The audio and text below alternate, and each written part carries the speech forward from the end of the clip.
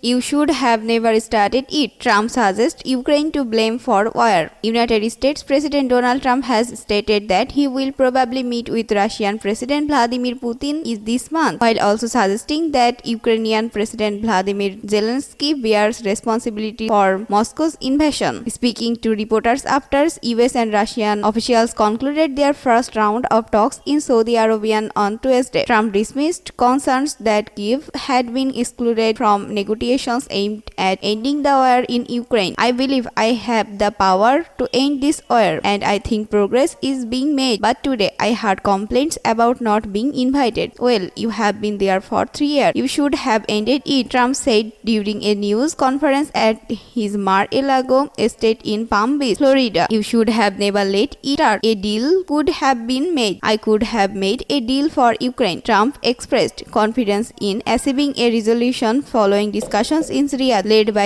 US Secretary of State Marco Rubio and Russian Foreign Minister Sergei Lavrov. The talk went very well. Russia wants to find a solution. They want to stop the savage barbarism, he said. When asked whether his administration would support Russia's calls for elections in Ukraine in part of a peace deal, Trump claimed without evidence that Zelensky's approval rating was just 4% and pointed out that elections had been suspended under martial law. A December poll conducted by the Kyiv International Institute of Sociology, however, showed that 52% of respondents still trusted Zelenskyy, though this was a 12-point decline from February. Trump suggests that Ukraine's lack of elections could undermine its position in negotiations. If you want to sit at the table, would not the people of Ukraine be asking? It has been a long time since we have an election, he remarked. That's not a Russia issue. That's coming from me and many other countries as well. Trump comment followed Zelensky's earlier statement emphasizing that Ukraine must be involved in any decisions about ending the war, sparking from Turkey, where he met with President Recep Tayyip Erdogan. Zelenskyy said no decision can be made without Ukraine on how to end the war in Ukraine. Following Tuesday's talk in Riyadh, Rubio and Lavrov agreed to appoint respected high-level team to begin working on a path to ending the conflict in Ukraine as soon as possible, according to the US State Department. US National Security Advisor Mike Waltz later acknowledged in Riyadh that the negotiations would inevitably involve discussions on territorial issues and post-war security guarantees. Meanwhile, France is said to host European leaders for a second round of talks on Wednesday after an emergency summit on Monday failed to aid an unfilled stance. At this Mar-a-Lago news conference, Trump voiced support for European peacekeepers but ruled out US military involvement. If they want to do that's great. I am all for it, he said. If you like the video, then like, comment and subscribe, then you will be with us.